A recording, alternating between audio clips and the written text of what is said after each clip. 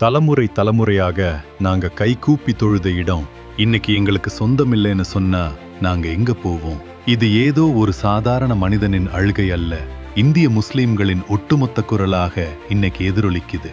அயோத்தி பாபர் மசூதி தீர்ப்போட வடு இன்னும் ஆறாத நிலையில இப்போ மத்திய பிரதேசத்துல இருக்கிற வரலாற்று சிறப்புமிக்க கமல் மௌலா மசூதி வளாகமும் இந்துக்களுக்கே சொந்தம்னு உயர் நீதிமன்றம் தீர்ப்பு வழங்கியிருக்கு. பல நூற்றாண்டுகளா இஸ்லாமியர்கள் தொழுகை நடத்தி வந்த ஒரு தலம் இன்னைக்கு சட்டப்பூர்வமா கைமாறி இருக்குது. நாடு முழுக்க இருக்கிற சிறுபான்மையின மக்கள் மத்தியில பெரும் அதிர்ச்சியையும் கவலையையும் ஏற்படுத்தி இருக்கு.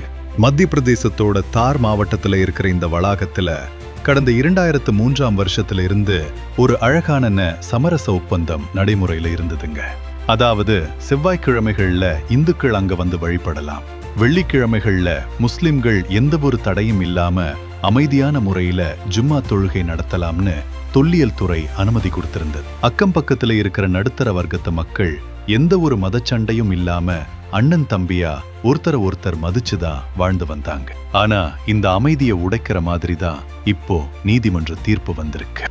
இந்த அமைப்புகள் தொடர்ந்த வழக்கால போன வருஷம் தொல்லியல் துறை அங்க ஒரு ஆய்வு நடத்தினாங்க. அதுல இது 11ஆம் நூற்றாண்டு சரஸ்வதி கோவில்னு சொல்லி ஒட்டுமொத்த இடத்தையும் இந்துக்கள் கிட்ட ஒப்படைக்க நீதிமன்றம் உத்தரவிட்டுடுச்சு. ஆனா முஸ்லிம் தரப்பு வழக்கறிஞர்கள் என்ன கேக்குறாங்கன்னா, இந்த மசூதியை இடிச்சுதான் கோவில் மேல கட்டினாங்கிறதுக்கு எந்த ஒரு நேரடி ஆதாரமும் இல்ல. ஏன் முறையான கார்பன் டேட்டிங் சோதனையை நீங்க பண்ணல? அவசரமா ஒருதலைபட்சமா அறிக்கை தயாரிச்சது ஏன் அப்படின்னு கேக்குறாங்க. அது மட்டும் இல்லாம ஆய்வுங்கிற பேர்ல மசூதியோட சில பகுதிகள் சிதைக்கப்பட்டதாகவும் இஸ்லாமிய அமைப்புகள் கண்ணீரோடு குற்றம் சாட்டுறாங்க. ரொம்ப வேதனையான விஷயம் என்னன்னா, முஸ்லிம்கள் தொழுகை நடத்த தார் மாவட்டத்துல வேற ஒரு இடத்தை அரசாங்கம் ஒதுக்கி தரலாம்னு நீதிமன்றம் சொல்லியிருக்கு. இதை கேட்கும்போது அப்படியே 2019 வந்த பாபர் மசூதி தீர்ப்பு தான் எல்லாருக்கும் ஞாபகத்துக்கு வருது. எங்களுக்கான வழிபாட்டு உரிமைங்கிறது நாங்க பாரம்பரியமா தொழுத அந்த மண்ணுல தான் இருக்கே தவிர அரசாங்கம் தூக்கி போடுற மாற்று நிலத்துல இல்ல அப்படின்னு தார் நகரத்தோட காசியும் மசூதி கமிட்டியினரும் தங்களோட குமுறலை வெளிப்படுத்துறாங்க. இந்த அநீதியை எதிர்த்து அவங்க உச்ச நீதிமன்ற கதவுகளையும் தட்ட முடிவு பண்ணியிருக்காங்க. விஷயம் இதோட முடியலங்க.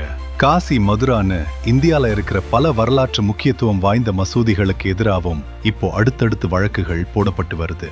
1947 சுதந்திரத்துக்கு அப்புறம் எந்த ஒரு வழிபாட்டு தலத்தோட மத அடையாளத்தையும் மாத்தக்கூடாதுன்னு 1991 நாடாளுமன்றத்துல ஒரு சட்டமே கொண்டு வந்தாங்க. ஆனா இன்னைக்கு நீதிமன்றங்களே அந்த சட்டத்தை மதிக்காம தீர்ப்பு கொடுக்கிறது சிறுபான்மை முஸ்லிம் மக்களோட பாதுகாப்பை கேள்விக்குறியாக்கி இருக்கு. அன்றாட வாழ்க்கையில விலைவாசி உயர்வு, வேலை வாய்ப்பு இல்லாமைன்னு எத்தனையோ பிரச்சனைகளை சந்திக்கிற சாமானிய தமிழ் நடுத்தர மக்களுக்கு தேவையெல்லாம் ஒண்ணுதாங்க, நாட்டுல அமைதியும் மத நல்லிணக்கமும் இருக்கணும்.